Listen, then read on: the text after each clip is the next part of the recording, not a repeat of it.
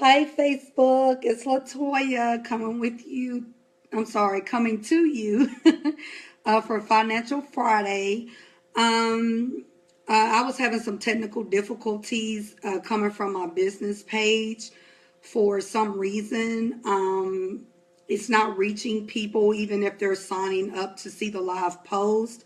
So I don't know if there's like some algorithms, or something going on from the business page. So as of today, I'll be coming back to my personal page with Financial Friday Live.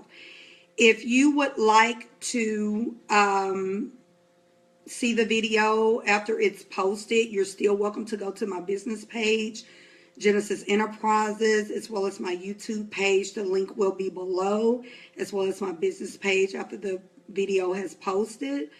And I look forward to everyone tuning in. Um, so we're gonna come. Okay. So we're going to. That's my daughter. So, excuse her. So I'm going to give it a minute or two here for the audience to build. Um, so as I was stating, I hope everyone's having a great and blessed Friday. I was a little gloomy here this morning, with the weather, but it looks like everything's turned around. Got a little sunshine, but it's kind of chilly. It's the wonderful fall time, so the weather is kind of all over the place. So we are going to the month of October is on wealth. So from now on, I'm going to try to make sure that we have themes, by the month. So we kind of have like a series thing kind of going. That way it's kind of a part each week that I can go a little bit more in depth on. So you guys, understand a little bit more on, different things when it comes to personal finance and wealth and things like that. Okay. So for those that missed the video on last week, you're welcome to go to my page and see it, or my YouTube channel, or my blog. I also have it loaded on my blog on my website. It's genesisenterprises.com/blog. So there's tons of ways for you to catch the videos, okay, if you miss me live. So on last week, we discussed, just to give you a recap, we discussed high asset, high cash flow wealth. Generally, these are the people that have money and they make good money. These are normally like your CEOs at Fortune 500 companies. They're your private practices like attorneys, dental, medical.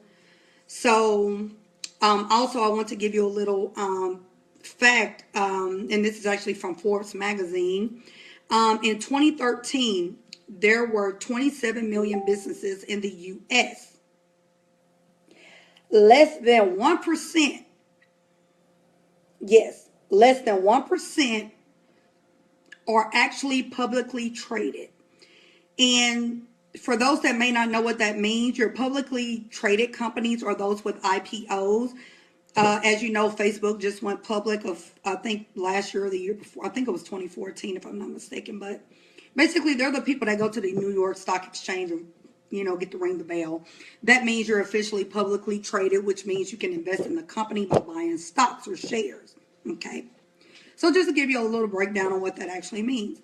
So 27 million businesses in the U.S., less than 1% are actually publicly traded, basically on the stock market. So that means under 270,000 businesses in the U.S. are actually have IPOs. So that's not a lot, right? When you consider 27 million. So guess what that means? Over 99%, yes, 99% of companies in the U.S. are private. Those are your small businesses. Those are your Main Street, the everyday people. That's how America runs, right? So I know a lot of people get caught up on like, oh, if so-and-so. But guess what keeps America going is actually the small people, the everyday people like me that have a small business and are able to definitely I want to look at, hiring people later, as my business grows. But we're the driving force of the economy, your everyday Main Street people. So that's going to bring us to this week, low asset, high cash flow wealth. So who falls into this category? Well, I'm going to tell you. Those in this category are actually people who work for someone else, and that's quote unquote. Basically, it means you normally have a high income, so you're probably your six-figure earners, 100,000 plus a year. They have a ton of, not necessarily a ton, but they're comfortable. You have your disposable income. You're not living paycheck to paycheck. You're able to do additional things that most probably wouldn't be able to do. So I would probably consider these more of your middle class and upper middle class. Like they're comfortable. They're not necessarily wealthy or rich, but they're comfortable. If they had a job loss, it probably wouldn't necessarily affect. Well, you know what? I take that back. It probably wouldn't affect them in regards to because they are high figure earners. More than likely, they're probably able to go out there and find a position more quickly. I'll say it like that.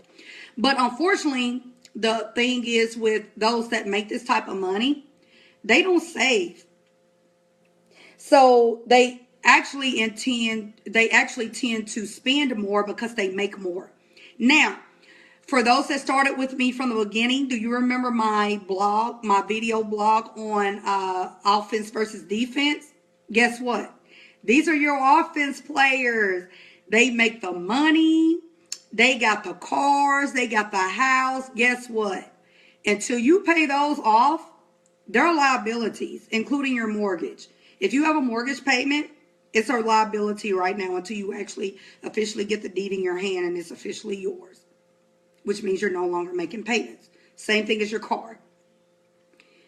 Equipment for your business. They're all liabilities until you pay them off, and then they're considered an asset. So, in other words, these are normally people that have decent credit or excellent credit. So they have the high cash flow. They're the perfect specimen for credit lines at the bank, getting a mortgage, getting the nice cars. Because like I said, the income, they got a high income. Their score is more than likely probably over 750, which is considered excellent credit. I'm sorry, 780 and up is actually considered excellent credit. And so, they can pretty much go buy whatever they want. But the issue with that is they spend a lot, but they're not saving anything. So that's a problem. So that's why I said these are called your offense players. And if you haven't seen that video, definitely go to my business page or my blog, JuicesEnterprises.com/blog, and you're able to see that. It's a really good video, by the way. Offense versus defense in finance. Which side are you on? You should ask that question to yourself today. So the people that normally fall into this category are engineers, scientists, or people that are in the profession of science. So those are probably going to be your doctors that actually work for clinics or hospitals. It can be your registered nurses. It could be your research scientists. As far as on the medicine side, these could probably be, your high figure earners, like your physical therapists, those that have went to school for a substantial amount of time, they've gotten the credentials, professors that have tenure, they tend to make a pretty good income, especially if they've been teaching over 10 years, they have tenure. So, with that being said, so my question to you today is, out of the two categories that we've discussed thus far, last week we discussed high asset, high cash flow wealth. As I said, these are for those that are not celebrities, which tend to fall in that category. These are like your senior officers at your Fortune 500 companies, like PepsiCo, Coca-Cola, those guys. If you don't have a family business, if you have, it's pretty much not necessarily the wealthy, but they're considered rich. They can pretty much live the lifestyle that they want, but they're not necessarily wealthy, if that makes sense. So they're in the rich category. These are going to be your athletes, and they have money and they make good money. You know, this week the category is low asset, high cash, and these are people that work for others. So these are basically your professionals, your engineers, your scientists, your doctors that may work for a hospital, your RNs, people in that nature. So, but the issue with that is they spend a lot, but they don't save a lot. So I consider those offense players, okay? So with that being said, out of those two categories, which one I want you to I want you guys to start doing a little homework and start thinking about this stuff, okay? If you're not in the first category of high asset, high cash flow wealth, how do you get there? I want you to think about that. The category for this week, if you're in the low asset, high cash flow wealth category, what is your chance of you're making the money, but you're not saving the money? Because there is a difference. I see people with money go broke all the time. Athletes, this definitely falls in with them. They're the offense players. When they're done with the NFL or the NBA and they're living this high lifestyle and they weren't investing correctly or had assets or, like your, a lot of athletes did it the right way, like Shaquille O'Neal. Let's see, it's another one. I can't even think of it. Well, I know Shaquille O'Neal's like a huge name that a lot of people I know, but Magic Johnson Theaters, they did it the right way. That's what you want to do. You want to go from rich to wealthy because there is a difference. Rich is temporary. Wealthy is generational. Remember that. Rich is temporary. Wealth is generational. You want to be wealthy. Okay? So, now we're going to start Q&A. Do anyone have any questions? I'm sorry, does anyone have any questions? I can't speak today for whatever reason. Does anyone have any questions in regards to what we've discussed today? Like, how do you get started with saving, things like that? Or which side are you on and how can you change your category? I always like to get the light bulb going on that one. Because the thing is, everyone has their personal journey. And you have to decide whether you decide that at 18 or 58. What's your purpose? Will my purpose allow me to live an abundant life? That's what I want you to think about today. Does the purpose that I've been given enable me to live an abundant life? That's what I want you to think about. So for those that are tuning in, I want to give a few shout outs here for tuning in. Hi, Vincent. Hi, April. Hi, Erica. Hi, Mark. Hi, LaShonda. Hi, Demontre. Hi, Sade. Hi, RJ. And hi, Carrie. Thank you guys for tuning in to Financial Friday. So we're going to take some, I'm not sure why I keep saying my connection is weak today. That is so weird. If anyone has any questions in regards to categories of wealth, you're welcome to answer them now. And if you see a little pause here, I'm not sure. I guess something's going on with my internet today. It's normally like, super speed. I'm not sure what's going on. But so if anyone has any questions, I'm going to be taking questions here for the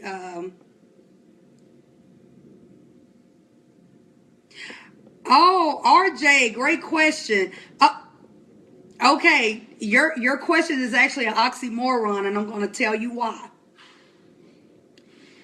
So RJ asked, how do we get that credit score to 800 quickly? Well, guess what?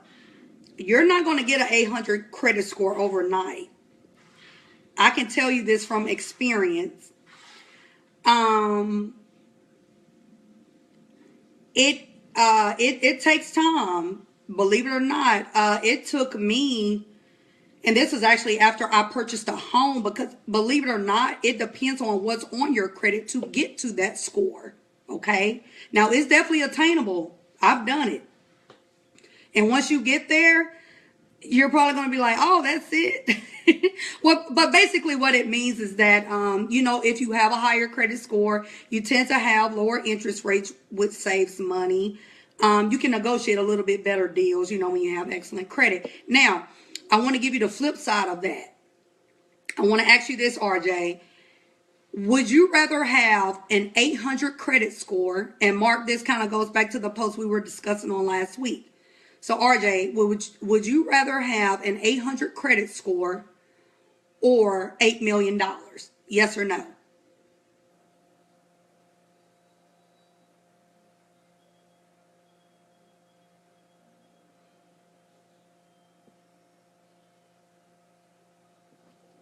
And I want to see if he answers here.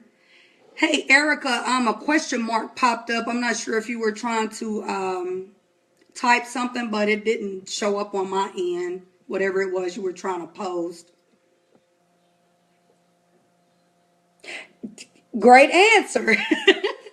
Okay, the reason why I say that is because this is actually in my financial counseling program. I teach on this. It's a 3-part series. I'm actually going to be posting some results here, probably in the next month on one of my clients. They are doing phenomenal. They just gave me a great update on yesterday. And I mean, they were ecstatic. Like, you have got to be kidding me. Like, I literally just got an increase on my credit. Yeah. If you follow my program, I'm telling you, I'm gonna get you there. If you're trying to improve your credit to buy a home, buy a car, you can call me. I give free consultations. If you're interested in my class, I like to educate people. I don't do quick fixes of like deleting items and things like that. I educate you. So when you're done with my class, trust me, your mind is going to be so blown on the things you didn't know when it comes to your credit and your budget and how you can actually build wealth by having good credit. Because guess what? If you have excellent credit, you can acquire assets to turn into wealth. That's why real estate is a necessity in your portfolio if you want to build wealth. How do most people get that? They buy a home, which is normally their first purchase as an asset. When you pay that home off, your net worth just went from negative to positive.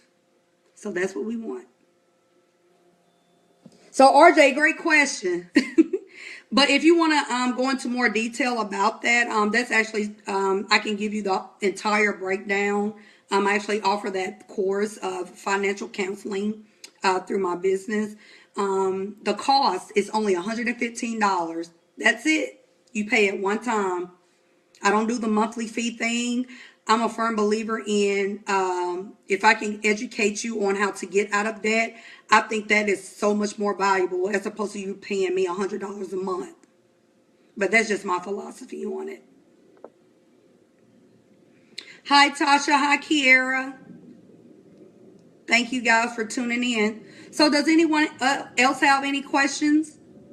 That was a really good question. I like that. We're discussing wealth. So what's your question?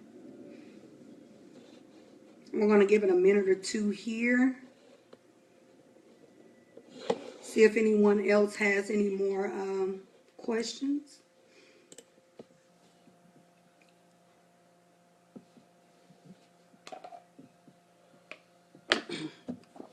My voice has been a little groggy today, I guess, because of the change of weather, so it tends to, go out. So sorry about that.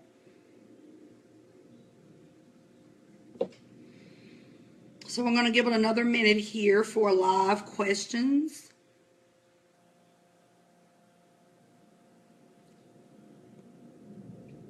Also, for those just tuning in, this video will be posted I'll be posting it on my business page as well as my personal page. So you're welcome to go back and look at it, and it'll be uploaded to YouTube and my blog. Okay, I got a couple more questions.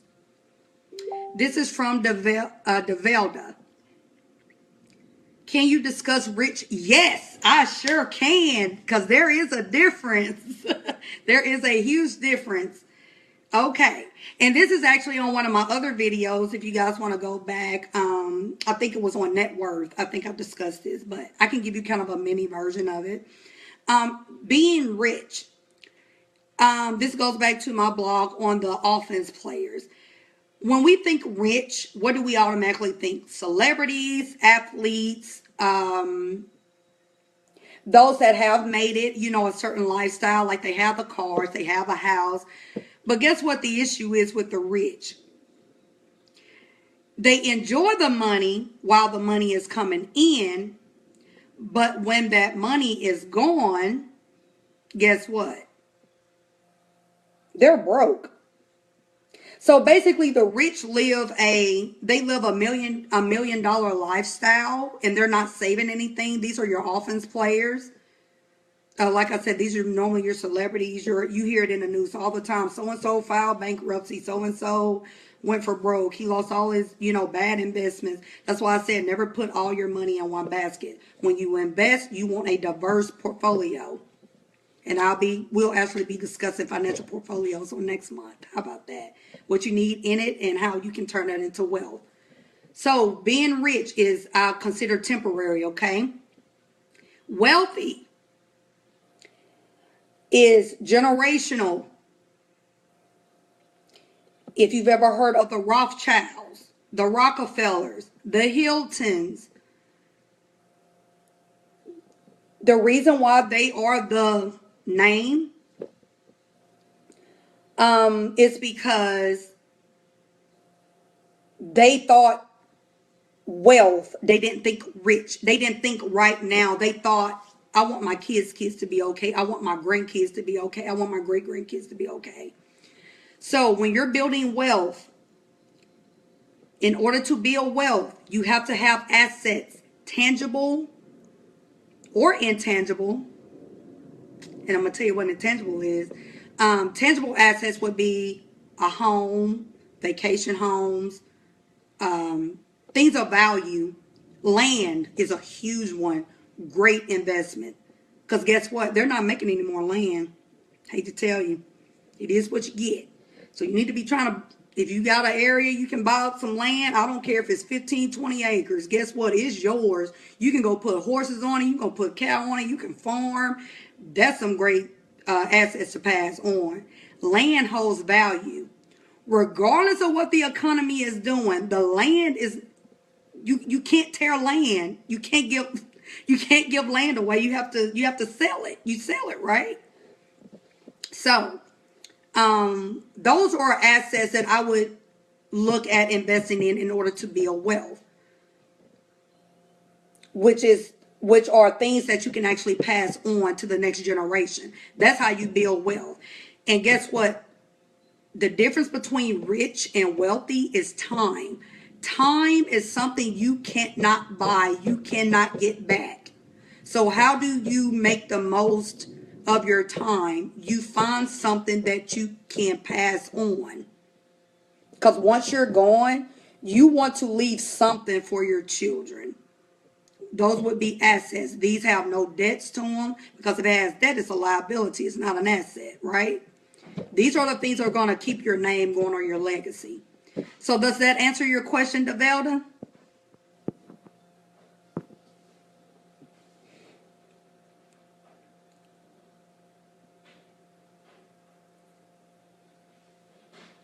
Oh, Erica has a question. What is the first thing you would suggest starting with? Should you pay off debt first or build up savings? You know what? That's a great question. This is actually something awesome. Awesome. So Erica, your question, should you pay off debt first or build up your savings? Great question. Believe it or not, you can do both.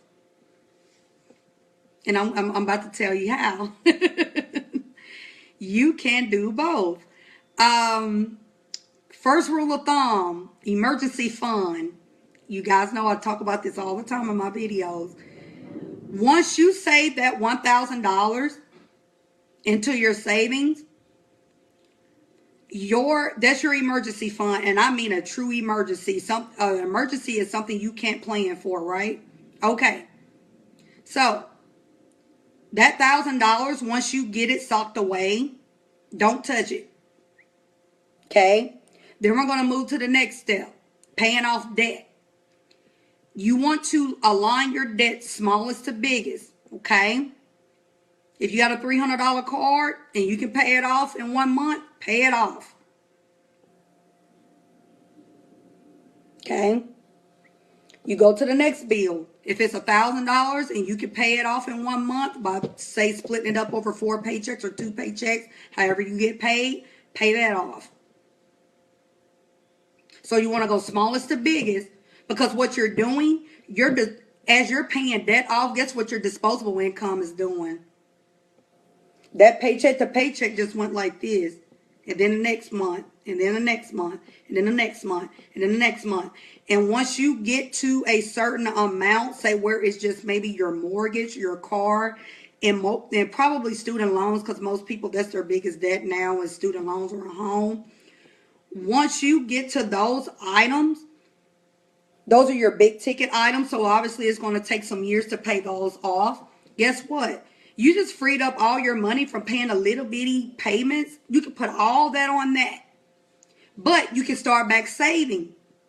The reason why you can do that is because guess what? Those fixed amounts, your student loan, your car, your home, they're not going to change because all your debt's paid off, right? So now you can, if you have the income, like once all your other debts are paid off, I would probably look at doing at least 10% a month in savings, 10% of your income. And I'm not talking gross, this is net. I'd say all the time, pay yourself. Before you pay AT&T anybody, you need to be paying yourself.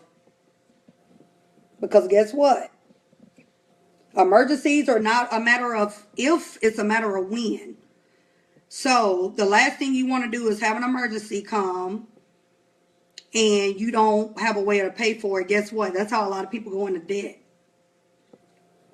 And because they have to charge it on a credit card or borrow the money from a family member, you just dug an even bigger hole.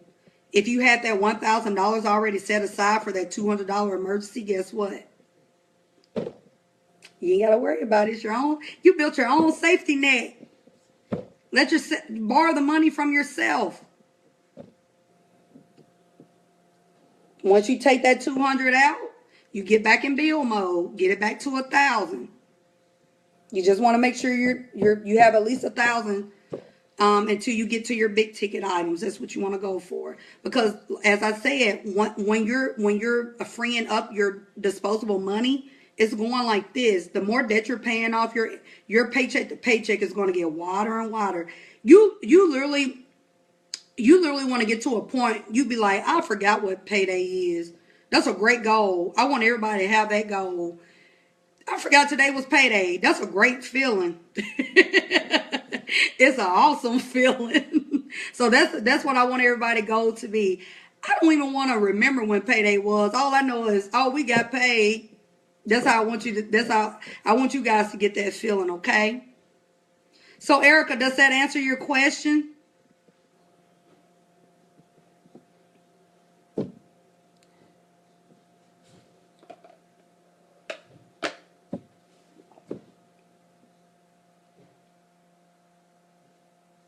Thank you, Develda. I'm trying to reach as many people as I can. You know, we have so much negativity, in social media and the news. I'm like, you know what? We need some type of positive reinforcement with everything that goes on. Why not invest in yourself? Because this is knowledge that you can pass on to your children, family members. It's free information. And if I can change just one person's mind a week, I feel like I've done my job. I just want everyone to start thinking finance differently. That's my goal. Just change your mindset when it comes to money. Because unfortunately, finance is one of those taboo subjects that a lot of people don't like to discuss. But guess what? Finance is a huge part on how you live. If you don't understand money, you will never catch a break. You do not want to be 80 years old and still wondering like how I'm going to pay this. You do not want to get there. While you're young and you're healthy, get this information. It's lifetime information. It will change your life. So, oh, we had some more people join in. Hi, Nancy. Hey, baby. I see you joined in. Hi, Teresa. So, for those that just joined, this is going to be posted on my business page and my personal page. So, next week's topic is going to be our third week on wealth. So, I want you guys to make a note. Financial Friday Live is coming back to my personal page. I don't know what's going on with the algorithms with my business page. So, I said I'll just keep it going like we've been going so I can get the interaction from you guys. So next week's topic is going to be high asset, low cash flow wealth. This is what we call old money, quote unquote. Okay. So I thank you guys for tuning in to Financial Friday. I hope you guys have a great weekend and talk to you soon. Bye.